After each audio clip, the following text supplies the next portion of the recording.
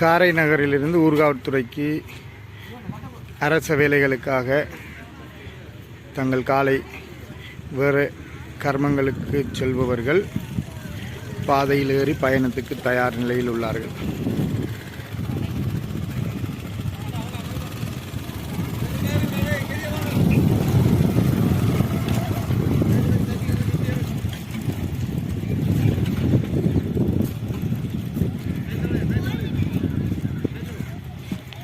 இந்த பாதை குறிப்பிட்ட நேரங்களுக்கு மாத்திரம் செல்வதால்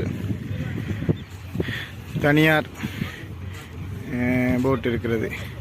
இங்கிருந்து ஊர்காவல்துறை சென்று ஊர்காவல்துறையிலிருந்து எழுவை தீவுக்கு செல்லுகிற ஆசிரியர்கள், நேரத்துக்கு பாடசாலைக்கு செல்ல வேண்டிய மாணவர்கள் இந்த படகின் மூலம் பயணிப்பார்கள்.